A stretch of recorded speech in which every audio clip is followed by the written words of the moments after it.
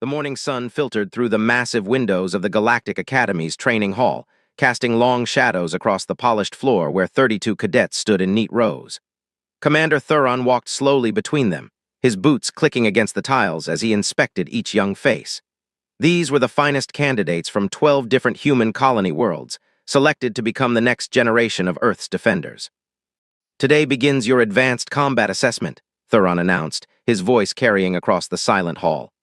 "You will be paired with training partners for the remainder of this semester. Choose wisely, or I will choose for you." Marcus Chen, a tall cadet from the Mars colony, immediately turned to his friend beside him. "Partner with me, Jin. We've trained together since we were kids." Jin nodded quickly, and around the room, similar agreements were being made. Friendships formed over years of preparation now solidified into official partnerships. Within minutes, almost everyone had found their match. Almost everyone. Standing alone at the far end of the back row was a girl who had arrived at the academy only 3 weeks ago. Her name was Lyra, though most cadets simply called her the Quiet One or sometimes the Ghost. She had pale skin, silver-white hair cut short, and eyes that seemed to look through people rather than at them. She wore the standard cadet uniform like everyone else, but something about her always seemed slightly different, slightly removed from the rest of them. No one approached her, no one even looked in her direction. Commander Thuron noticed this immediately. "Cadet Vance," he called out, pointing to a young woman with dark curly hair and an athletic build. "You don't have a partner yet." Elena Vance, daughter of Admiral Vance and one of the most popular cadets in the academy, had been deliberately slow in choosing. She had hoped to partner with Derek from the Jupiter station, but he had already been claimed. Now she stood alone, and the commander was pointing directly at the strange girl in the back. "Sir, I was just about to ask," Elena began. "You were just about to partner with Cadet Lyra," Thuron interrupted. "The decision is made." Elena's face showed her displeasure, but she knew better than to argue with the commander. She walked to the back of the room where Lyra stood motionless, her expression completely blank. "I guess we're partners," Elena said flatly. Lyra nodded once. She didn't smile. She didn't offer her hand. She simply nodded and continued staring straight ahead. This is going to be a long semester, Elena thought to herself. The first week of partnership training was frustrating beyond anything Elena had expected. During physical exercises, Lyra performed adequately but never pushed herself. During tactical simulations, she answered questions correctly but offered nothing more. During team-building activities, she participated minimally and spoke only when absolutely necessary. "Where are you from?" Elena asked one evening as they walked back to the dormitory after a particularly exhausting day of training. "Colony 7, Lyra replied. Elena waited for more information, but none came. "I've never heard of Colony 7. Is it in the Outer Rim?" "Yes." "What's it like there?" "Cold." Elena stopped walking and grabbed Lyra's arm, forcing her to stop too. "Look, we're supposed to be partners. That means we need to trust each other, communicate with each other. How am I supposed to work with you if you won't tell me anything about yourself?"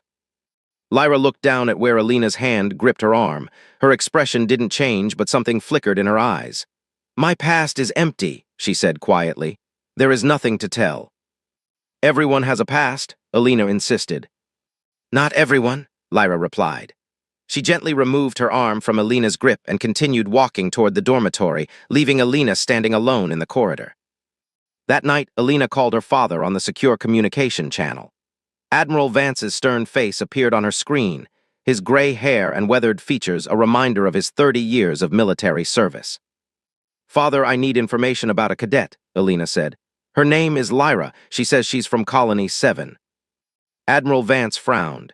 "Colony 7? That settlement was abandoned 15 years ago after the mining operations failed. There shouldn't be anyone from there." "She's definitely here, and she's my training partner. The commander assigned us together." "What do you want to know?" "Anything, everything. She won't talk about herself, and there's something strange about her. I can't explain it." Admiral Vance was quiet for a moment. "I'll look into her file and get back to you. In the meantime, be careful. The Academy doesn't accept cadets without thorough background checks, so whatever her story is, someone high up approved her presence there." The next morning brought the first real combat simulation of the semester. Pairs of cadets would face off against each other in a controlled environment, using training weapons that delivered painful but non-lethal shocks. The winners would advance in the rankings, while the losers would receive additional training assignments. Alina and Lyra were matched against Marcus and Jin in the second round. Finally, some real competition, Marcus said, cracking his knuckles. He and Jin had been training together for years and had developed an almost telepathic understanding of each other's movements. No offense, Alina, but your partner looks like she's never been in a fight. Alina glanced at Lyra, who stood silently beside her, and felt a sinking feeling in her stomach. She had tried to practice with Lyra over the past week, but every session had been the same. Lyra would block attacks and dodge strikes, but she never initiated anything. She never attacked, never pressed an advantage, never showed any aggression at all. Just try to keep up, Alina whispered to her partner as they took their positions on the training floor. The simulation began with a tone, and Marcus immediately charged forward. His strategy was simple and effective.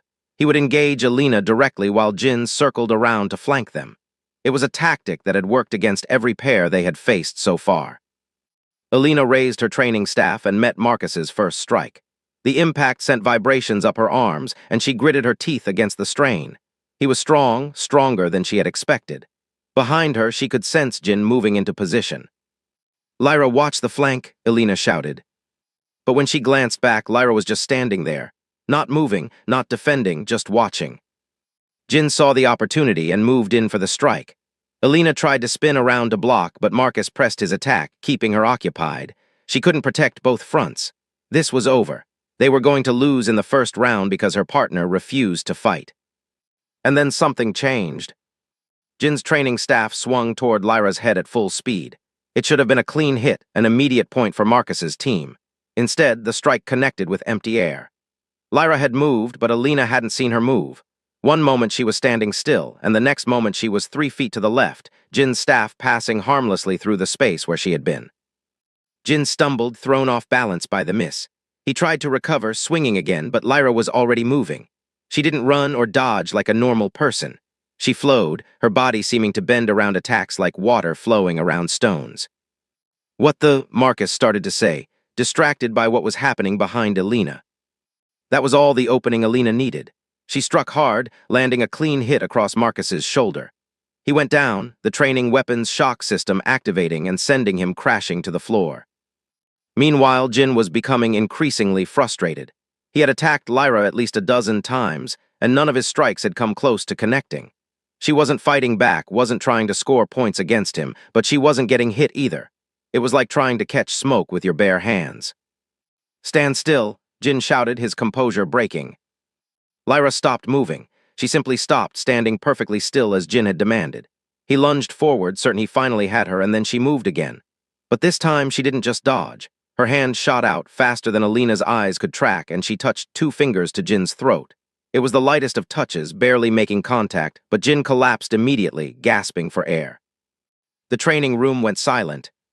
Commander Thuron stepped forward, his expression unreadable.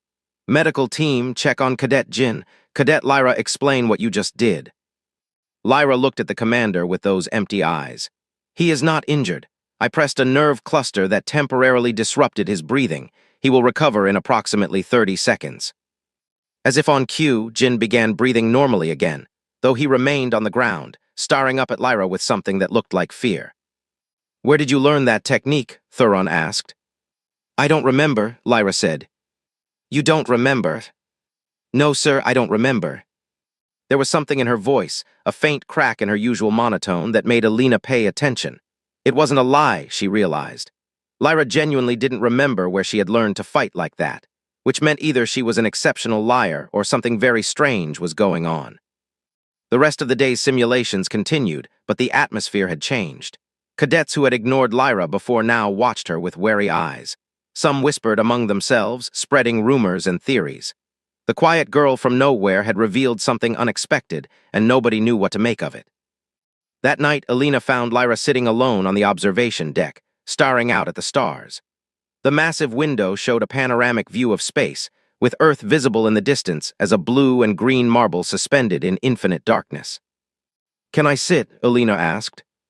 Lyra didn't answer, which Alina took as permission. She settled down beside her partner and followed her gaze out into space. "That was impressive today," Alina said after a long silence. "The way you moved, the way you took down Jin, where did you really learn that?" I told the commander the truth. I don't remember. How can you not remember something like that? Lyra was quiet for so long that Alina thought she wasn't going to answer. Then, in a voice barely above a whisper, she spoke. Because they took my memories. When I woke up 3 years ago, I didn't know who I was. I didn't know where I was. I didn't know anything except how to survive. Alina felt a chill run down her spine. Who took your memories? I don't know. I've been trying to find out ever since. That's why I came to the academy. I thought maybe I could find answers here. What makes you think the academy has answers?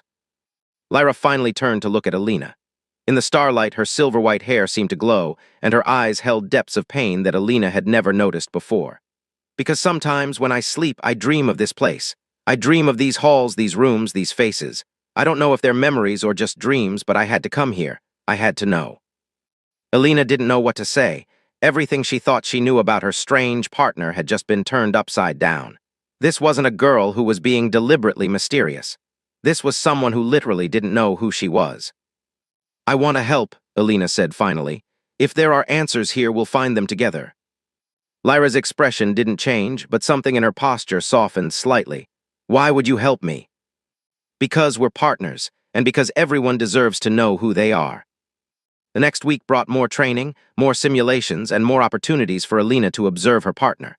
She watched the way Lyra moved through daily activities, always alert, always aware of everyone around her. She noticed how Lyra ate quickly and efficiently, as if she expected the food to be taken away at any moment. She saw the way Lyra slept, if it could be called sleeping at all. Light and restless, jerking awake at the slightest sound. These were the habits of someone who had survived something terrible. Alina had read about such behaviors in her military psychology courses. They were trauma responses, the body's way of staying ready for danger even when danger wasn't present. But what had Lyra survived? What had been done to her that she couldn't remember? Alina's father contacted her on the 5th day with troubling news. I found Lyra's file, Admiral Vance said, his face grim. Or rather, I found what should be her file. It's almost entirely classified, level 7 clearance and above. Level 7, that's military intelligence clearance. Why would a cadet's file require that level of security? That's what I want to know. The only information available at my clearance level is her name, her supposed origin of Colony 7, and a note that says she was admitted to the Academy under special circumstances by direct order of the Council of Defense. Alina sat back, stunned. The Council of Defense? They haven't directly intervened in Academy admissions in decades. What could be so important about one girl? I don't know, but I'm going to find out. In the meantime, keep watching her. Report anything unusual directly to me. Alina agreed, but as she ended the call, she felt conflicted. Lyra had begun to trust her, to open up to her in small ways. Spying on her felt like a betrayal of that trust. But if there was something dangerous about Lyra, something that required the attention of the Council of Defense itself, then Alina had a duty to report it. The following evening, the cadets gathered in the main assembly hall for a surprise announcement. Commander Thuron stood at the front, flanked by 2 officers Alina didn't recognize. They wore the black and silver uniforms of the Intelligence Division, and their expressions were cold and professional. Cadets, Thuron began, these officers are here to observe your progress as part of a special evaluation. They will be attending your training sessions for the next 2 weeks. I expect you all to perform at your best. Alina noticed that Lyra had gone completely still beside her. Not the usual stillness of indifference, but the frozen alertness of a prey animal that has just sensed a predator. Her eyes were fixed on the 2 intelligence officers, and for the first time since Alina had known her, Lyra looked afraid. What's wrong? Alina whispered. I know them, Lyra breathed. I don't know how, but I know them, and they're not here to observe, they're here for me. The assembly ended, and cadets began filing out of the hall. Alina tried to position herself between Lyra and the intelligence officers, but one of them was already moving toward them, cutting through the crowd with practiced efficiency. Cadet Lyra, the officer said, his voice smooth and controlled.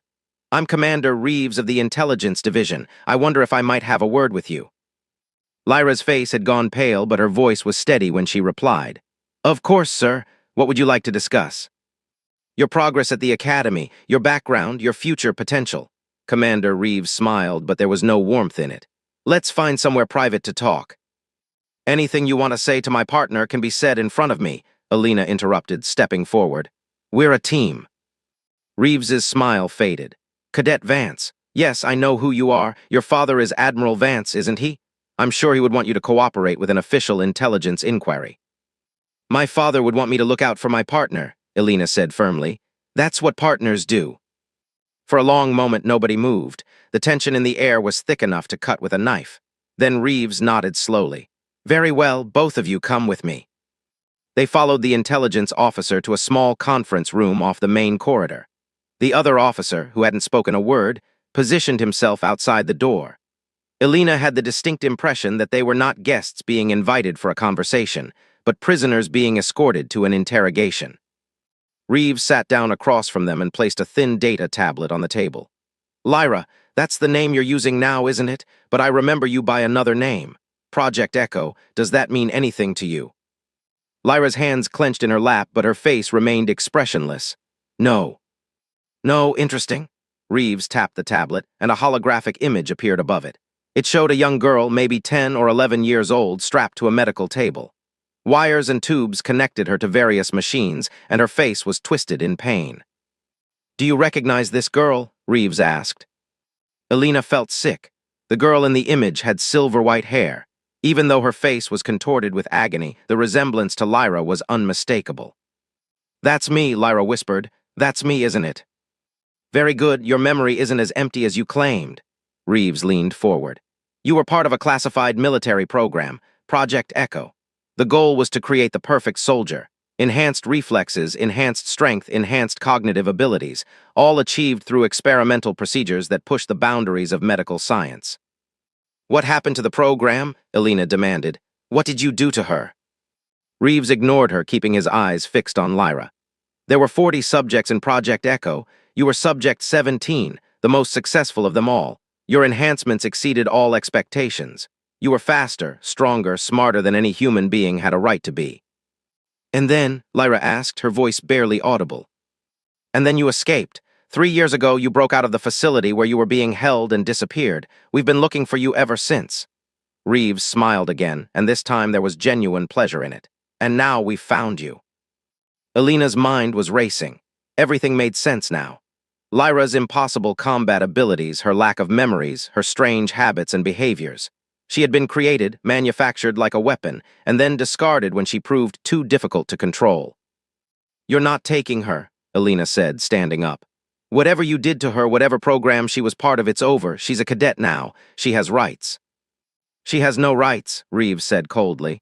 She's government property. She always has been. She's a person. She's an investment. Billions of credits went into creating her. Do you really think the council is going to let that investment walk away?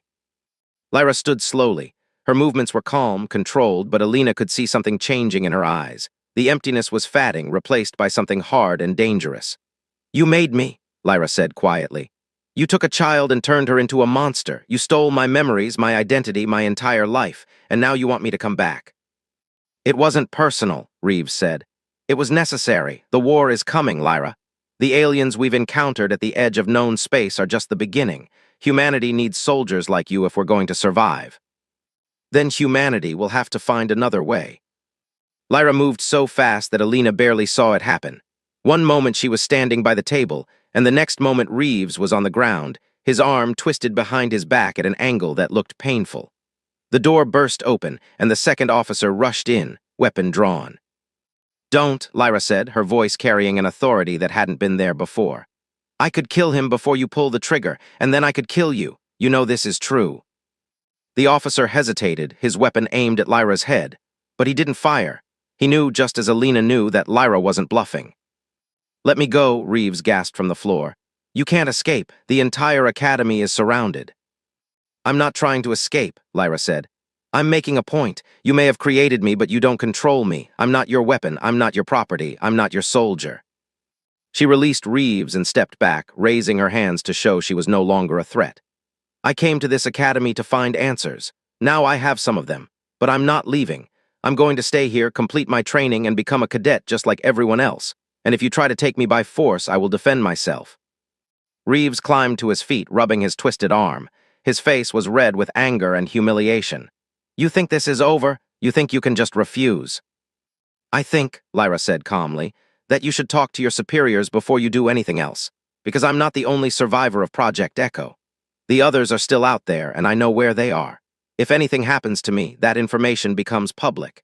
Every news organization, every human rights group, every colony government will learn exactly what you did to 40 children in the name of national security.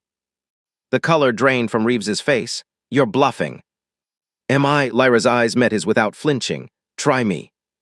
The standoff lasted for nearly a minute. Then Reeves gestured to the other officer and they both backed toward the door. This isn't over, he said. Not by a long shot. I know, Lyra replied, but for now it's enough. After they left, Alina collapsed into a chair, her legs suddenly unable to support her. What just happened? You blackmailed the intelligence division? You threatened to expose a classified military program. Lyra sat down across from her, and for the first time, Alina saw a small, sad smile on her face. I wasn't bluffing about the other survivors. There are 12 of us left. We found each other over the years, helped each other remember, helped each other heal. But I was bluffing about the information going public. I would never do that. Why not, after what they did to you?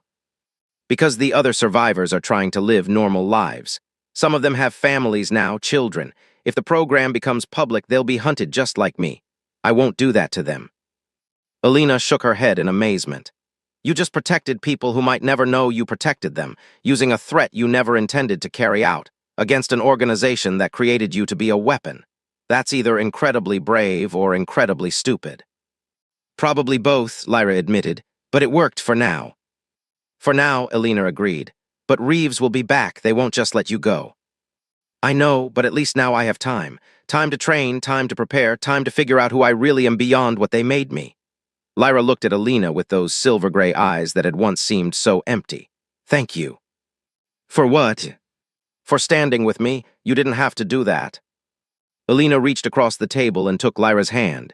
It was the first time she had touched her partner outside of combat training, and she felt Lyra flinch slightly at the contact before relaxing. We're partners, Alina said. Partners stand together. Whatever comes next, we face it together. For the first time since Alina had known her, Lyra's smile reached her eyes. 3 months had passed since the confrontation with Commander Reeves, and life at the Galactic Academy had settled into something resembling normalcy. The intelligence officers had withdrawn, though Alina often spotted unfamiliar faces watching from a distance. They were being observed, cataloged, waiting for an opportunity.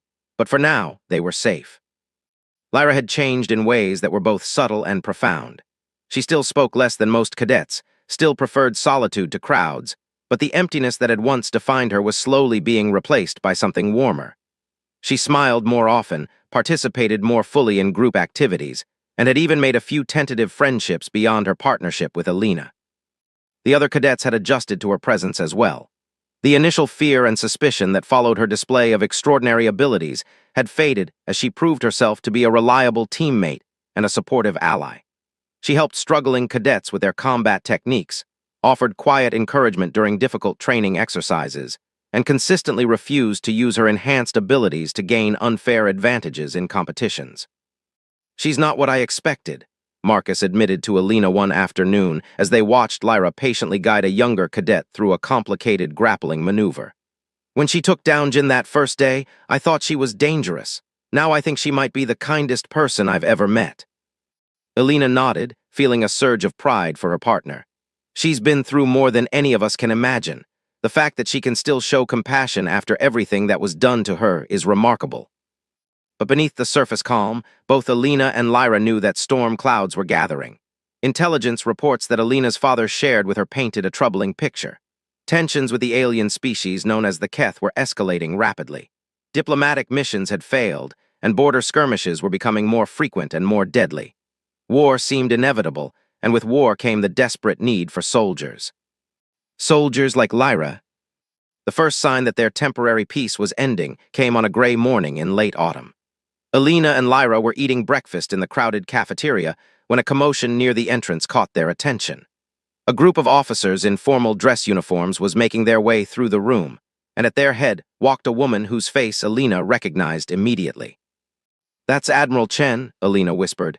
Head of the entire Defense Council. What is she doing here? Lyra's fork stopped halfway to her mouth. Her eyes tracked the approaching group with the focused intensity of a predator watching potential prey. She's here for me. You don't know that? Yes, I do. I can see Reeves in the back of the group. He's smiling. Elena looked and saw that Lyra was right. Commander Reeves stood behind the Admiral, and his expression was one of barely contained triumph. Whatever was about to happen, he believed he had won. Admiral Chen stopped at their table and looked down at Lyra with cool, assessing eyes. She was a small woman, barely 5 feet tall, but she carried herself with an authority that made her seem much larger. "Cadet Lyra," she said, "I've heard a great deal about you. Would you accompany me to Commander Thuron's office? We have much to discuss." It was phrased as a request, but everyone present knew it was an order. Lyra set down her fork carefully and stood. "Of course, Admiral."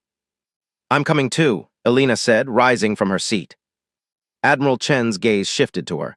"Cadet Vance, your father speaks highly of you. Very well, you may attend." They walked through the academy in silence, passing through familiar corridors that suddenly seemed threatening. Cadets they passed stopped and stared, sensing the significance of the moment. By the time they reached Commander Thuron's office, Elena's stomach was tight with anxiety. The office was larger than Elena expected, with a massive window overlooking the training fields. Commander Thuron stood by the window, his hands clasped behind his back, his face troubled. He nodded at Elena and Lyra as they entered, but said nothing. Admiral Chen took a seat behind Thuron's desk, claiming the position of authority as easily as breathing. Reeves and the other officers arranged themselves around the room, forming a wall of military power. Elena and Lyra stood alone in the center, facing judgment. 3 days ago, Admiral Chen began, the Keth attacked the colony on Proxima IV. 4,000 civilians were killed in the initial assault. 12,000 more are missing, presumably taken as prisoners or worse. Elena felt the blood drain from her face. Proxima IV was one of the largest human settlements outside the solar system. An attack of that scale was an act of war. "The Council has authorized a military response," the Admiral continued. "We are deploying the full strength of the human fleet to counter the Keth threat. Every available soldier will be called into service, including the surviving subjects of Project Echo," Reeves added, unable to contain his satisfaction. Admiral Chen shot him a look that silenced him immediately. "Commander Reeves is correct that we have authorized the reactivation of certain programs. However, my purpose here is not to conscript you, Lyra. It is to offer you a choice." "A choice?" Lyra asked, her voice carefully neutral. "The Keth are unlike any enemy humanity has faced.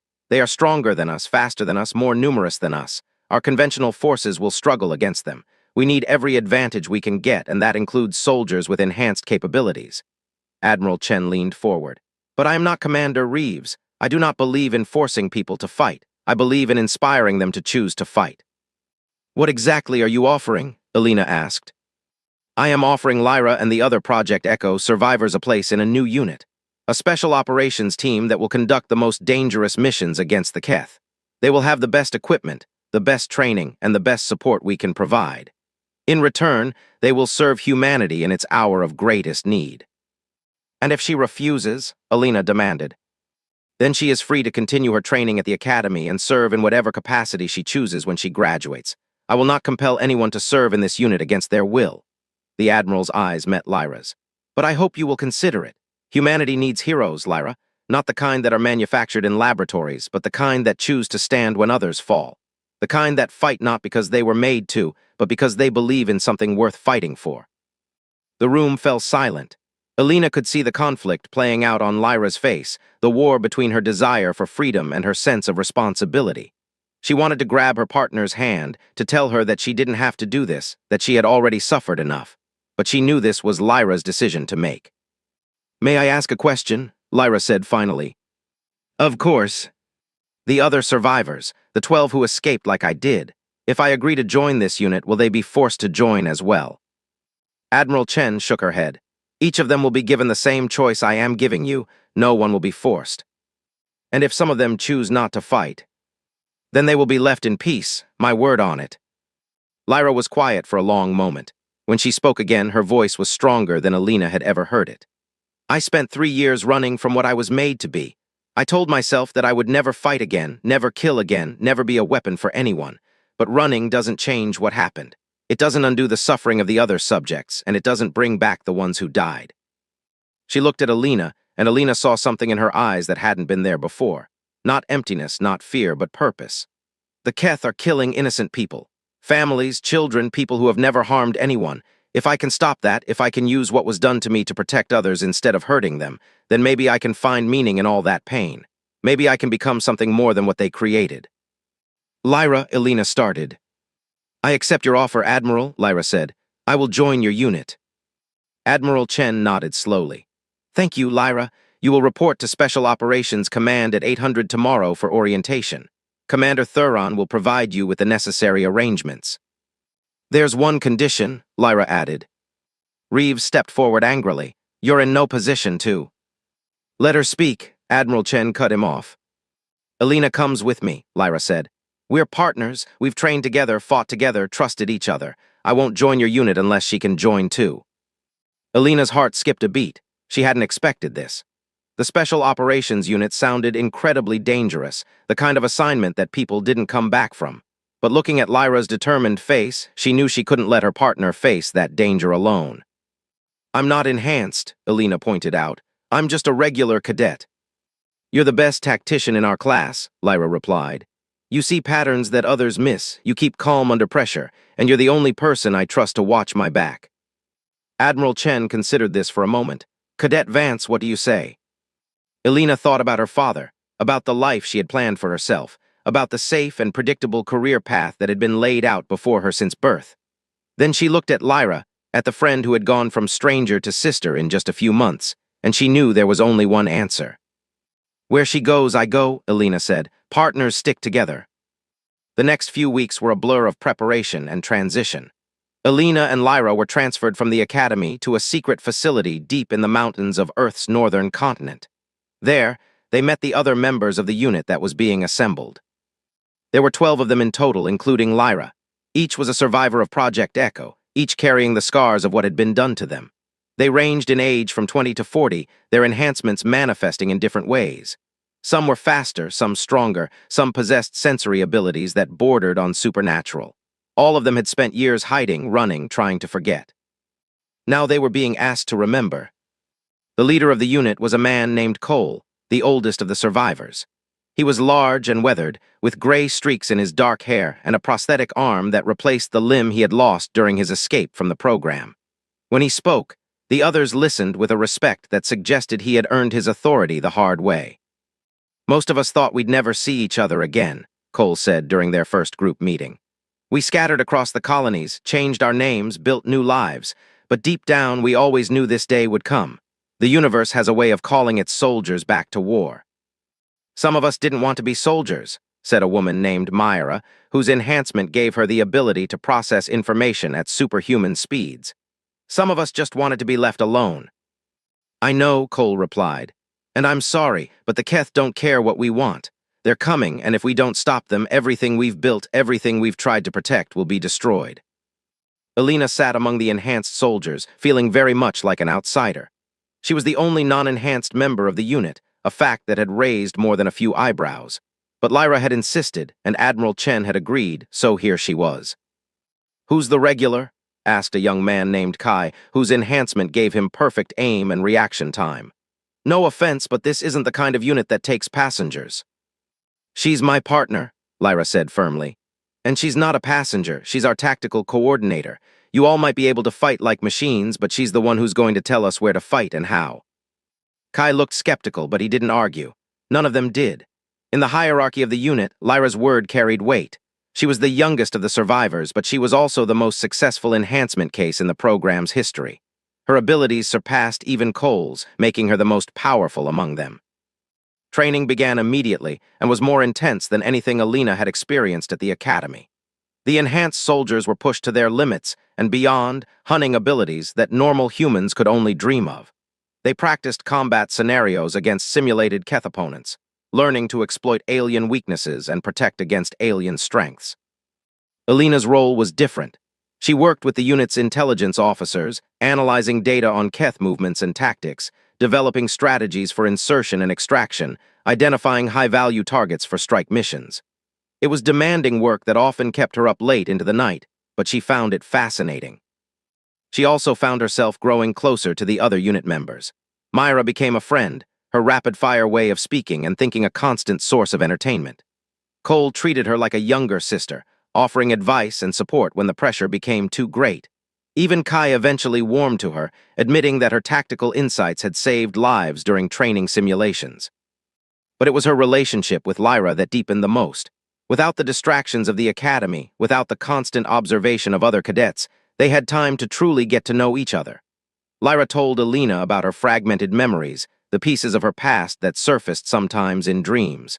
Alina shared her fears and insecurities, the pressure of living up to her father's expectations.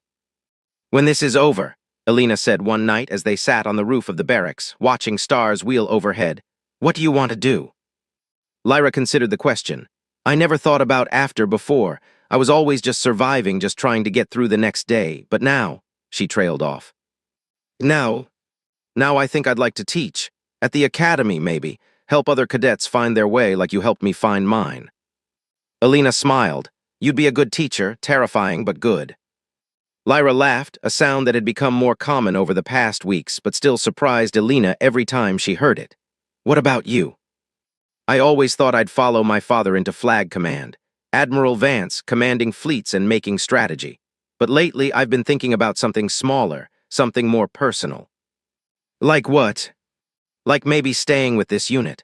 Whatever happens with the Keth, there will always be threats that require special response. People who can do what you all can do, guided by people who can plan what I can plan. We could make a difference, Lyra. A real difference." Lyra reached over and took Alina's hand. "Then we'll do it together, whatever comes next." The first mission came sooner than anyone expected.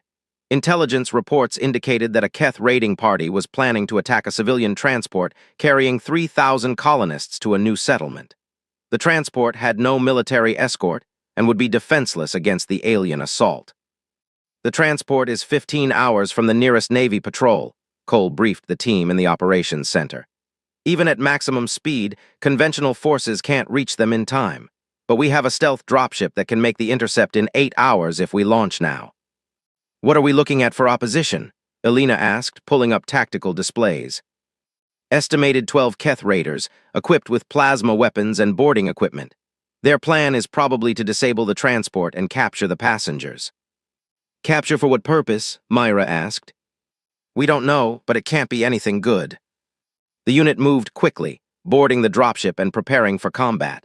Alina took her position at the tactical station, monitoring sensors and communications while the enhanced soldiers checked their weapons and gear. Lyra sat beside her, calm and focused, her fear masked by years of training. "Remember," Cole said over the internal comm, "our priority is protecting the civilians. Engage the Keth only as necessary and minimize collateral damage. These people have already been through enough without us making it worse." The intercept point came faster than expected. The Keth raiders had already engaged the transport, their dark, angular ships latching onto the larger vessel's hull. Energy readings showed multiple breach points where the aliens were cutting through. "They're inside," Alina reported, her voice tight. "Multiple boarding parties scattered throughout the civilian decks." "Then we go in after them," Lyra said. "Kai Myra with me, we take the forward sections. Cole, you lead the rest to the rear. Alina, coordinate from the dropship and keep us informed of Keth movements." "Lyra, wait," Alina started. But Lyra was already moving, her enhanced speed carrying her through the airlock and into the transport's damaged corridors. Kai and Myra followed close behind, their weapons raised and ready. What followed was the most terrifying and exhilarating 2 hours of Alina's life. From her position on the dropship, she tracked the movements of both her team and the Keth raiders, calling out warnings and opportunities. She watched through helmet cameras as Lyra engaged the aliens in close combat, her enhanced reflexes allowing her to dodge plasma bolts and counter with devastating precision. The Keth were formidable opponents. They were tall, insected creatures with armored exoskeletons and multiple limbs. Their movements were fast and unpredictable, their weapons capable of cutting through steel. A normal human soldier would have stood no chance against them. But Lyra and her teammates were not normal.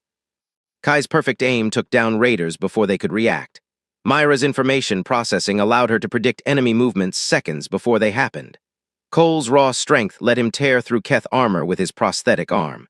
And Lyra moved through the battle like a force of nature, untouchable and unstoppable. "Sector 7 clear," Lyra reported, moving to Sector 8. "Be careful," Alina replied. "I'm reading a larger concentration of Keth there, might be their commander." Good, let's finish this. The final engagement was brutal. The Keth commander was larger than the others, its exoskeleton decorated with markings that suggested high rank. It fought with a ferocity that pushed even the enhanced soldiers to their limits. Kai took a plasma burn to the shoulder. Myra was knocked unconscious by a backhanded blow. Even Lyra was driven back, blood streaming from a cut on her forehead. But in the end, humanity prevailed. Lyra's final strike pierced the commander's central nerve cluster, dropping it to the deck in a shower of alien blood. The remaining Keth, seeing their leader fall, retreated to their ships and fled. Mission complete, Cole announced. All civilians secure, beginning extraction. Alina let out a breath she didn't know she had been holding. They had done it. They had saved 3,000 innocent people from a fate worse than death. And they had proven that humanity, even outmatched and outgunned, could still fight back. But as the dropship carried them back to base, Alina could see the exhaustion on her teammates' faces. This was just the first mission. The war had barely begun. How many more battles would they have to fight? How many more times would they have to risk their lives?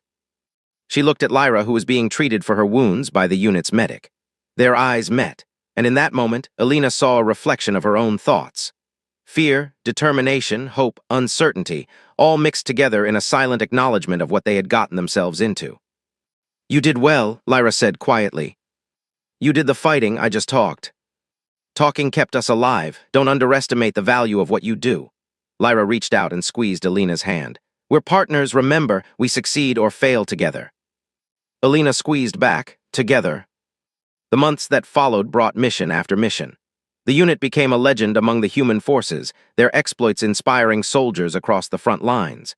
They rescued prisoners from Keth breeding facilities, sabotaged alien supply lines, and assassinated enemy commanders. They suffered injuries, setbacks, and close calls, but they never failed. And through it all, Alina and Lyra remained inseparable. Their partnership had grown into something deeper, a bond forged in fire and tempered by shared experience. They could communicate with a glance, coordinate without words, trust each other absolutely. But the war was taking its toll. The Keth had proven more resilient than expected, their forces seemingly endless, their tactics constantly evolving. For every victory humanity achieved, the aliens answered with 2 defeats. The front lines were slowly, inexorably being pushed back. "We're losing," Cole admitted during a late-night briefing. "Not quickly, not obviously, but we're losing. If something doesn't change, the Keth will reach Earth within 5 years." "What can we do?" Kai asked. "We're already giving everything we have." "We need more information," Alina said. "Every engagement with the Keth, we learn a little about their weapons, their tactics, their biology. But we know almost nothing about their society, their leadership, their strategic thinking. We're fighting blind." "What are you suggesting?" Myra asked. Alina pulled up a holographic map showing the known extent of Keth space. "Intelligence believes the Keth have a central command structure somewhere in their home territory. If we could locate it, understand how they make decisions, we might be able to find a weakness." "And how exactly are we supposed to penetrate deep into enemy space, find their command center, and extract intelligence without getting killed?" Cole asked. Lyra stepped forward. "By doing what we were made to do, by being invisible, unstoppable, and undetectable, by going where no human has gone before." The plan they developed was audacious to the point of insanity. A small team would infiltrate a Keth patrol vessel, use it to travel deep into enemy territory, locate and access the alien command network, and extract before the Keth realized what had happened. It would require perfect timing, flawless execution, and more than a little luck. "This is a suicide mission," Cole said flatly. "Maybe," Lyra replied, "but it might be the only chance we have." The team that volunteered for the mission consisted of Lyra, Alina, Myra, and Kai. Cole wanted to go himself, but his skills were needed on the front lines. The others either had essential roles elsewhere or weren't suited for the specific requirements of deep infiltration. "Bring them back," Cole said to Alina before they departed. "That's an order." "I'll do my best," Alina replied. The infiltration of the Keth patrol vessel went smoothly, almost suspiciously so. Lyra and Kai eliminated the crew silently and efficiently, while Myra hacked into the alien navigation systems. Within hours, they were traveling through Keth space, disguised as a returning patrol. But as they penetrated deeper into enemy territory, Alina began to notice something strange. The Keth they encountered seemed less organized than expected, their movements erratic and unpredictable. Some vessels ignored them entirely, while others made aggressive approaches before veering away at the last moment. "Something's wrong," Alina said during one of their planning sessions. "The Keth aren't behaving normally." "Define normally," Kai replied. "We don't exactly have a baseline for alien behavior. Their patrol patterns are chaotic.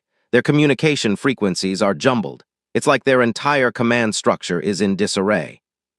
Lyra considered this. Maybe they're dealing with internal problems, political conflict, resource shortages, something we don't know about.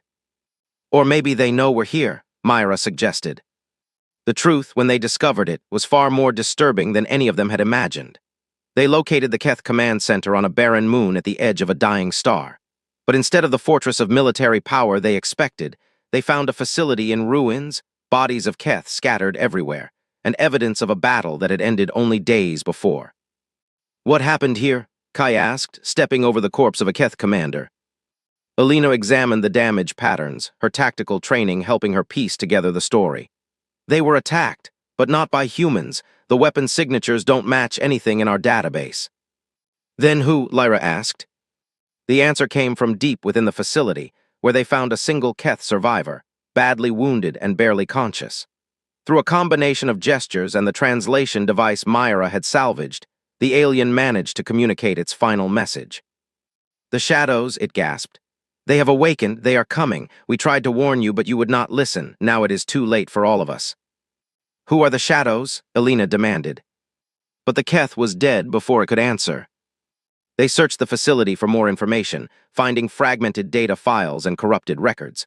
Slowly, a terrifying picture emerged. The Keth had not been attacking humanity out of aggression or territorial ambition. They had been fleeing from something else, something far more dangerous.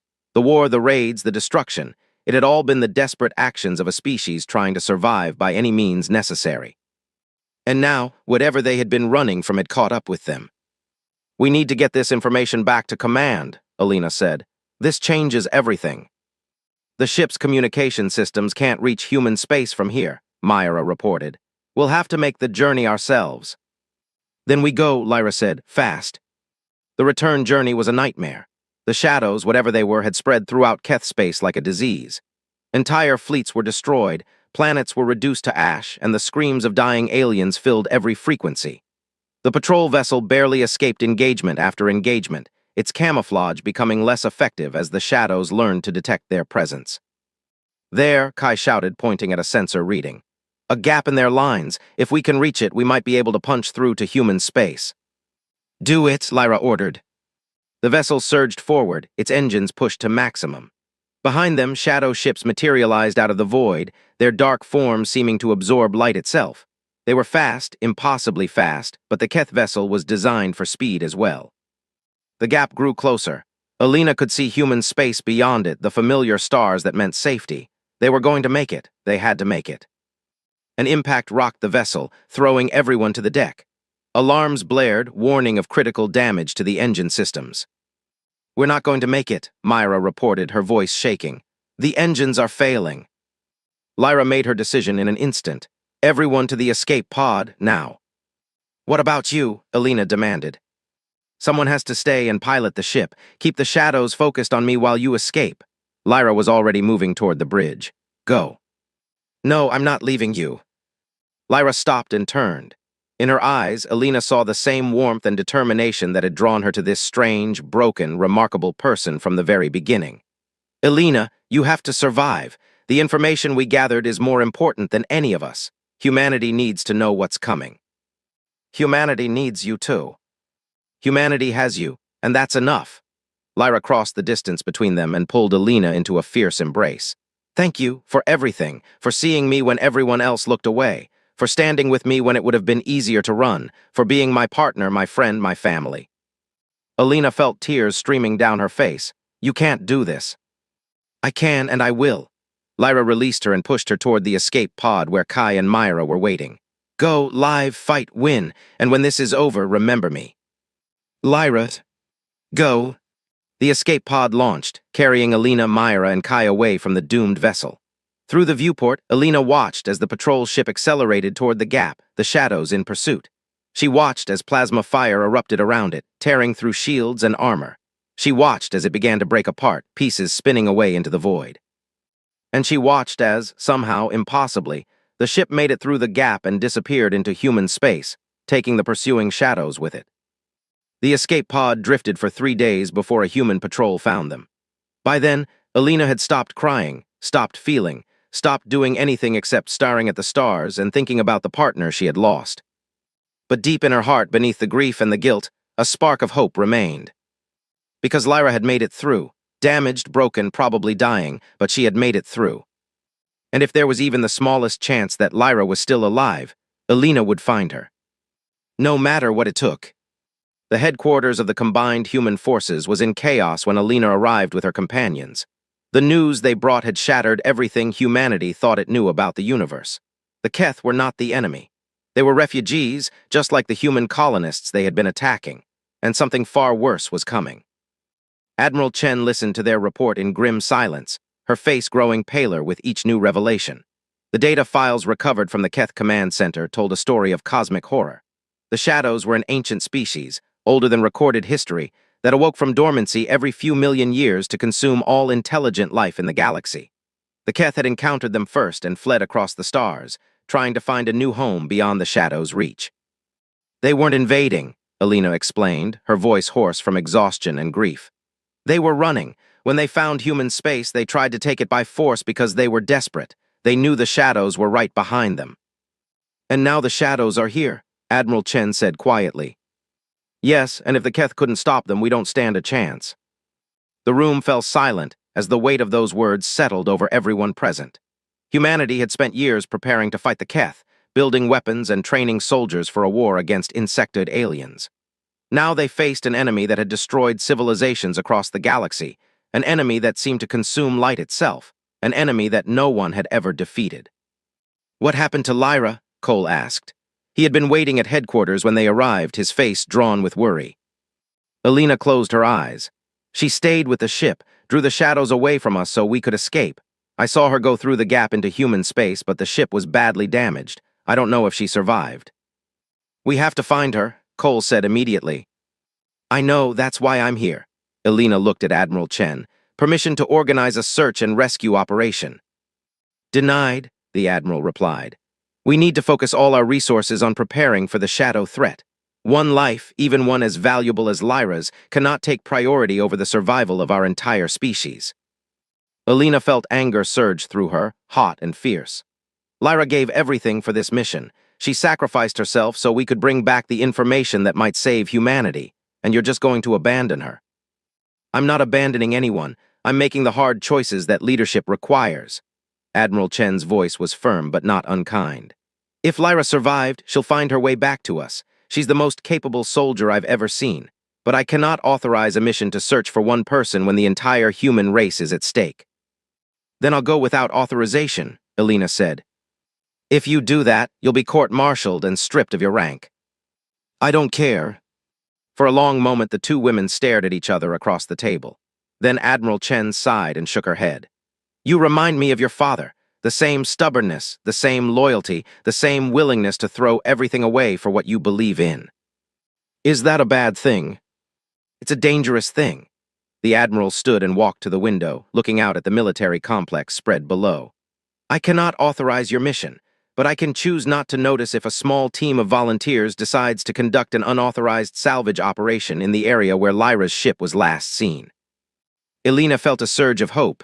Admiral, you have 48 hours before I officially realize you're missing. After that, you're on your own. Admiral Chen turned back to face her. Find her, Alina, bring her home, and then get ready for the fight of our lives. The search team assembled quickly. Cole insisted on coming, despite his responsibilities at headquarters. Myra and Kai, recovered from their ordeal, volunteered immediately. They were joined by 3 other unit members who had worked with Lyra and owed her their lives. We have limited sensor data from the Gap area, Myra reported as they prepared to launch. The Keth ship went through here, followed by 3 shadow vessels. There's significant debris scattered across a wide area. Any life signs? Alina asked. Unknown. The shadow presence interferes with our sensors. We'll have to search visually. The journey to the search area took 8 hours. 8 hours of tension, worry, and desperate hope. Alina spent most of it staring at the stars, remembering every moment she had shared with Lyra. From their first awkward partnership to their deep friendship to the final embrace on the doomed ship. She couldn't accept that it had ended there. She wouldn't accept it. The debris field was worse than they expected. Pieces of the Keth patrol vessel were scattered across hundreds of kilometers of space, twisted and burned by plasma fire and shadow weapons. Among them, larger chunks suggested that at least some of the shadows had been destroyed in the pursuit. She fought them, Cole said, admiration in his voice. Even as her ship was dying, she fought back. That's Lyra, Elena replied. She never stops fighting. They searched for hours, scanning every piece of debris, checking every possible hiding spot. The hope that had sustained Elena began to fade as time passed without any sign of her partner. Maybe she had been wrong. Maybe Lyra had died with her ship, her sacrifice complete and final. Wait, Myra said suddenly. I'm getting something. Faint life signs from a large debris section, coordinates 77 Mark IV. I see it, Kai confirmed. It looks like part of the ship's bridge module still has some structural integrity. Elena's heart pounded as they maneuvered toward the debris. It was a broken section of hull, spinning slowly in the void. Through the cracked viewport, she could see the interior of what had once been the bridge. And there, floating in the center, was a figure in a damaged environmental suit. Lyra. They cut through the hull and pulled her out, rushing her to the medical bay on their ship. She was barely breathing, her suit almost completely out of oxygen, her body covered in wounds from the battle. The medical officer worked frantically to stabilize her while Elena stood by, holding her partner's hand and praying to any god that would listen. She's alive, the officer finally said, but barely. She's been exposed to vacuum, suffered multiple plasma burns, and has severe internal injuries. I can stabilize her, but she needs a full medical facility to have any chance of recovery. Then we go home, Cole said, now. The return journey was the longest of Elena's life. She never left Lyra's side, watching the monitors that showed her vital signs, talking to her unconscious partner as if she could hear. She told her about the chaos at headquarters, about the preparations for the shadow threat, about everything that had happened since they parted. You're going to be okay, Elena said again and again. You have to be okay. We're not finished yet. We have so much more to do, so many more battles to fight, so much more life to live. You can't leave me now. Whether it was the medical treatment, sheer determination, or the power of Elena's will, Lyra stabilized during the journey. By the time they reached headquarters, she was conscious, though weak. Her first words, spoken in a voice barely above a whisper, were typical of her. Did you get the information back? Elena laughed through her tears. Yes, we got it back, thanks to you. Good, Lyra closed her eyes and smiled faintly. Then it was worth it. The recovery was slow and painful. Lyra's enhanced healing abilities helped, but the damage had been extensive. It took 3 weeks before she could walk unassisted, and 2 months before she was cleared for any kind of duty. During that time, Elena stayed by her side, helping her through physical therapy, reading to her when she was too weak to hold a book, simply being there when the nightmares came. And the nightmares came often.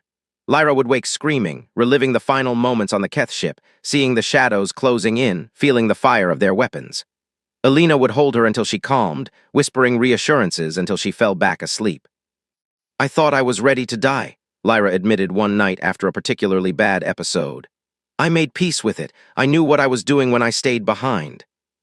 But you didn't die, Elena said. No, and now I don't know how to feel about that. Lyra looked at her hands, still scarred from the burns despite the healing. Part of me is grateful to be alive. Part of me feels guilty that I survived when so many others didn't. And part of me is terrified because I know what's coming and I don't know if I'm strong enough to face it again. Elena took her hands.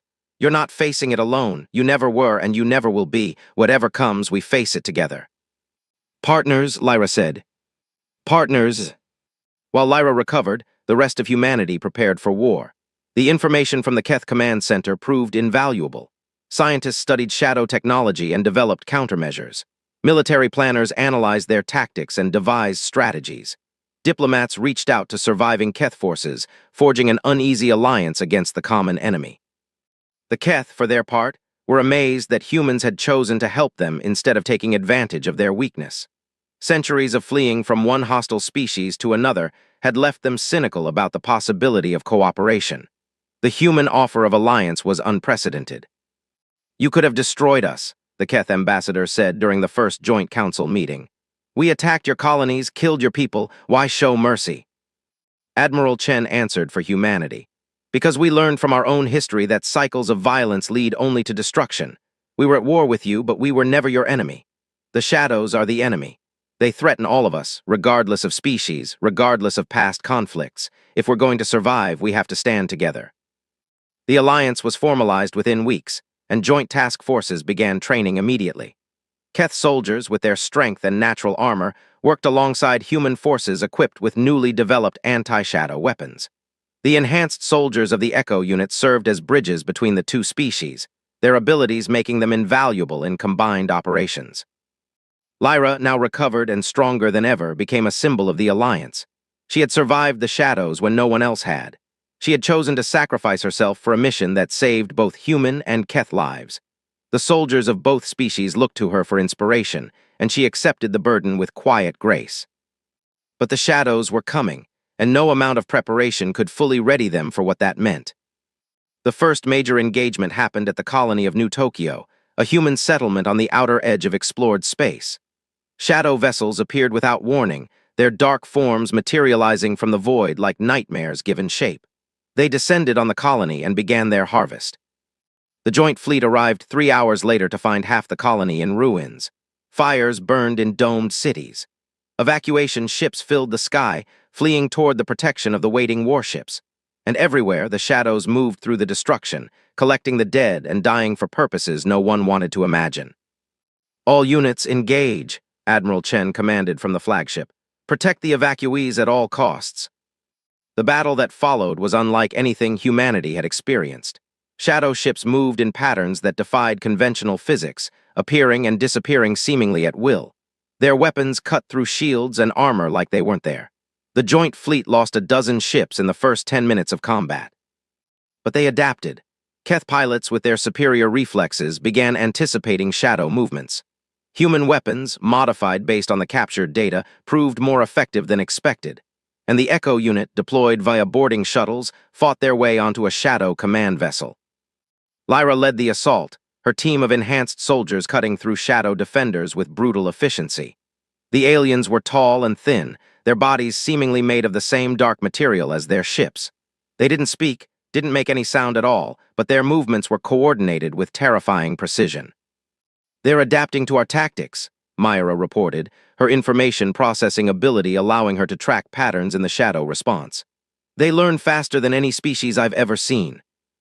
"Then we stop giving them time to learn," Lyra replied. "Everyone, maximum aggression, don't let them stabilize." The Echo soldiers unleashed everything they had. Kai's perfect aim took down shadows before they could react. Cole's strength tore through their formations. Other unit members used their unique enhancements in creative combinations, supporting each other and covering weaknesses.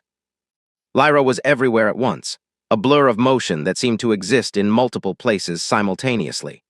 Her years of training, her enhanced abilities, and her hard-won experience came together in a display of combat prowess that even the shadows couldn't counter. And in the heart of the command vessel, Elena coordinated everything, her tactical mind finding openings and opportunities that others missed. Lyra left flank 3 contacts. Kai, cover the rear. Cole, there's a structural weakness in the deck ahead of you. One good hit should open a path to their command center.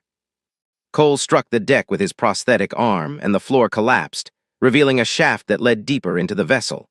The team dropped through, finding themselves in what could only be the shadow nerve center. The room was vast and dark, filled with equipment that hurt to look at. Organic-looking tendrils connected machines to the walls, pulsing with a rhythm that reminded Lyra of a heartbeat. And at the center of it all was a figure larger than any shadow they had seen before. "That must be their commander," Elena said over the comm. "Then we kill it," Lyra replied. The battle with the Shadow Commander was the hardest fight of Lyra's life. The creature moved with speed and power that exceeded even her enhanced capabilities. It anticipated her attacks, countered her techniques, and struck with force that sent her flying across the room. But Lyra had something the Shadow didn't. She had partners, she had friends, she had people who believed in her and fought alongside her. Kai's shots distracted the commander at a crucial moment. Cole's charge forced it to divide its attention. Myra's analysis revealed weaknesses in its movements, and Elena's voice in her ear, calm and steady, guided her through the chaos. "Its left side is weaker. Every time it attacks, it exposes its center for a quarter second. Time your strike perfectly and you can hit it. Lyra waited, the commander lunged, she moved. Her blade pierced the creature's center, sliding through the dark material of its body. The commander made a sound, the first sound any shadow had ever made in human hearing, a high-pitched wail that seemed to resonate through the entire ship. And then it collapsed, and the vessel around them began to shudder. "The ship is destabilizing," Myra reported. "We need to leave now." They ran, retracing their path through corridors that were starting to twist and deform. Behind them, the shadow vessel was tearing itself apart, its systems failing without the commander to maintain them. They reached their shuttle just as the ship began its final collapse, launching into space seconds before it imploded. The Battle of New Tokyo ended with a human Keth victory, but the cost was high.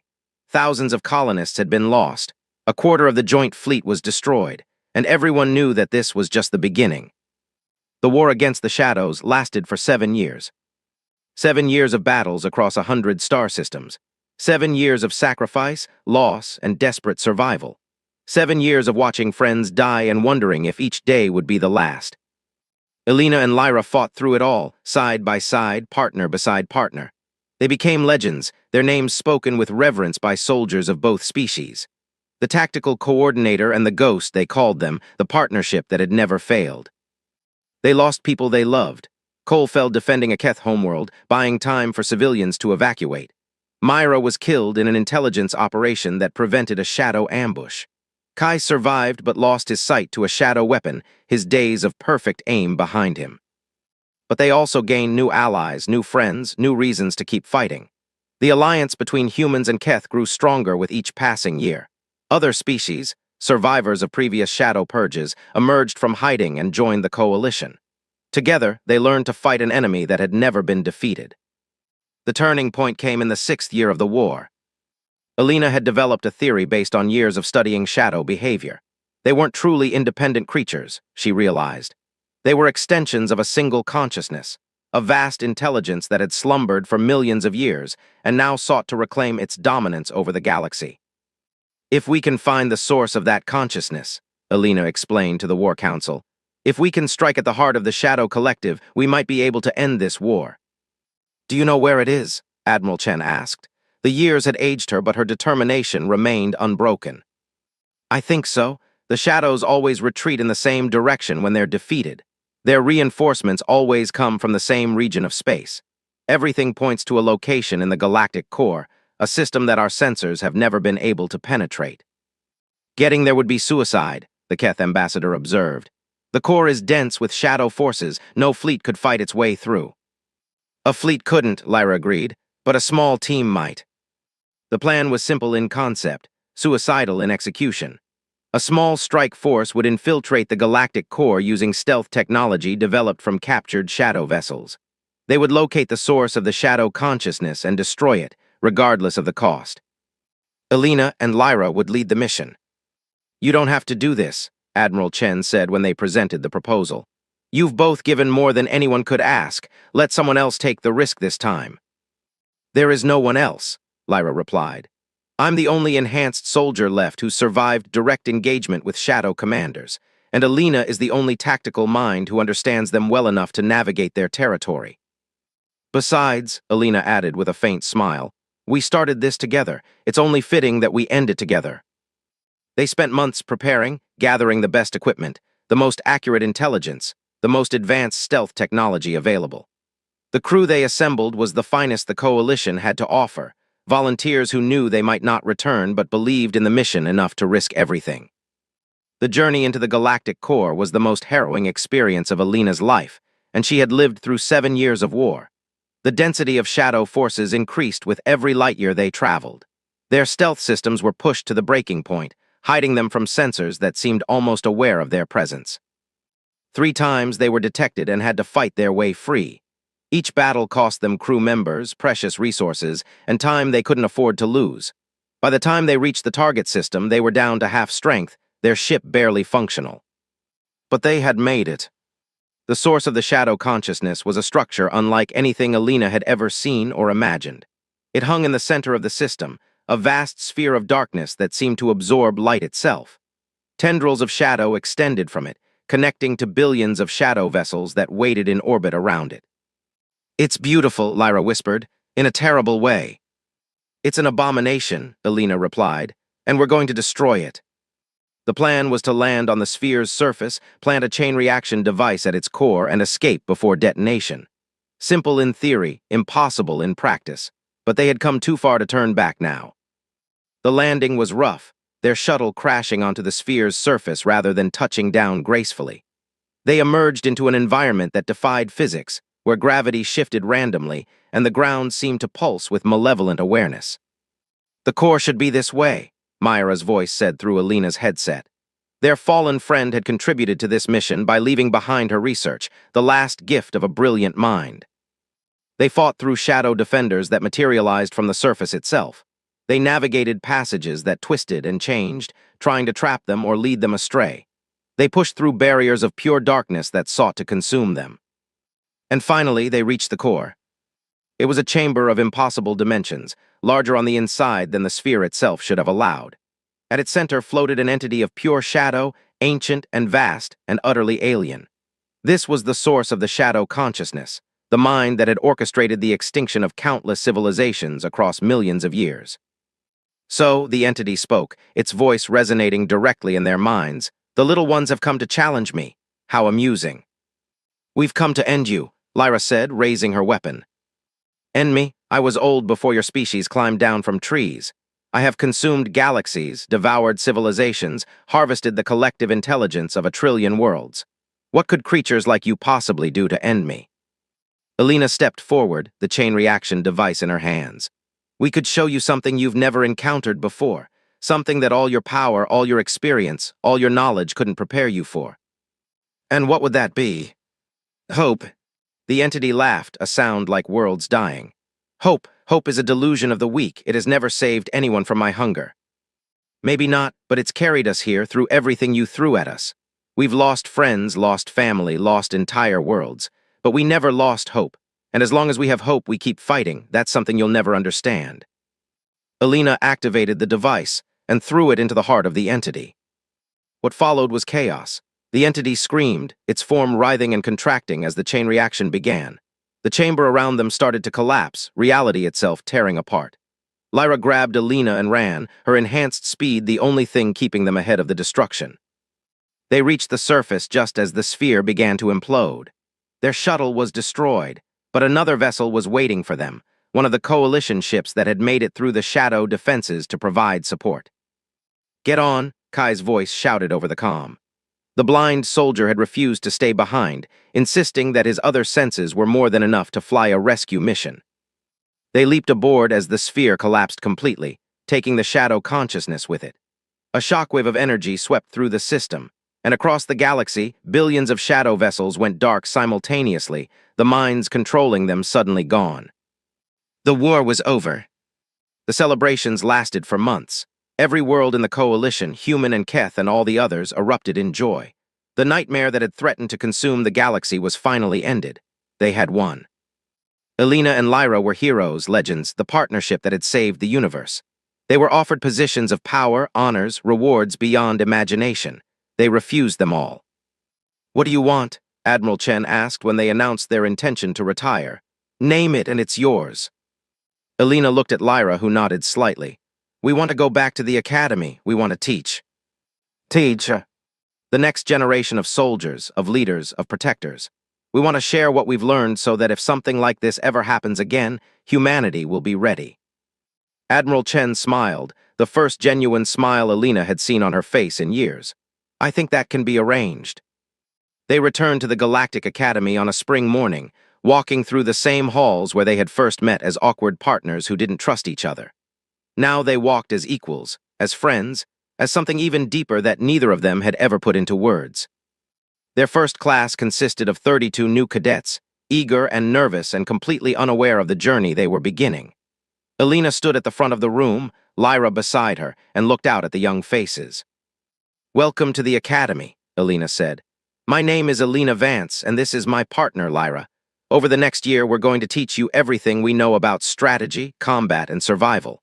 But before we begin, I want to tell you the most important lesson we've learned. She paused, remembering everything they had been through. The battles, the losses, the triumphs, the heartbreak. The moment she had first seen Lyra standing alone at the back of a room just like this one. The moment she had decided to take a chance on a strange girl with an empty past. The most important lesson, Alina continued, is that you can't succeed alone. Find your partners. Find the people who will stand with you when everything falls apart. Trust them, support them, fight for them. Because in the end, that's what makes the difference between surviving and living, between merely existing and truly being human. Lyra reached over and took her hand, a gesture that was natural now after years of partnership. She's right, Lyra added, her voice stronger and more confident than it had ever been when she was a cadet. I came to this academy with nothing. No memories, no identity, no hope. I said my past was empty, but Alina saw something in me that I couldn't see in myself. She gave me a chance, a purpose, a future.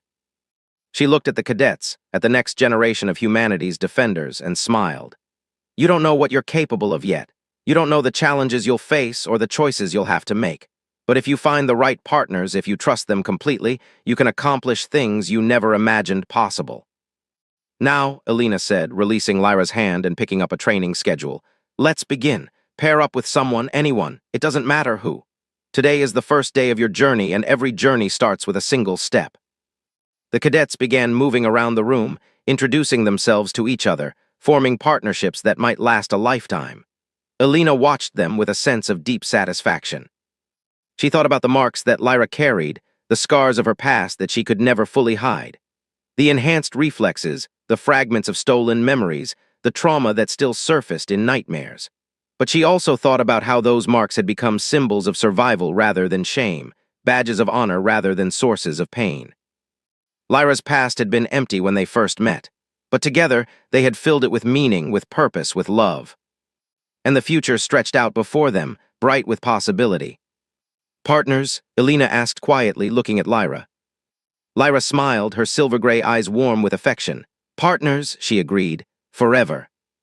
The morning sun continued to filter through the windows of the training hall, casting long shadows across the floor where a new generation of heroes was beginning their journey. And in the center of it all, two women who had saved the galaxy stood side by side, ready to teach, ready to guide, ready to help others discover the same truth they had learned through fire and blood and love. That no one fights alone. That everyone has value. That even an empty past can become a future worth fighting for. And that the marks we carry, whether visible or hidden, are not signs of weakness but proof of survival, proof that we faced the darkness and emerged into the light. The cadets continued pairing up around them, young voices filling the hall with nervous laughter and awkward introductions. Alina recognized the uncertainty in their faces, the fear of the unknown that every new beginning brought. She had felt the same fear once, standing in this very room, looking at a strange girl with silver-white hair who wouldn't meet anyone's eyes. Now that girl stood beside her, a hero, a legend, a partner in every sense of the word. The universe was full of dangers. New threats would emerge, new challenges would arise, new enemies would threaten everything humanity had built.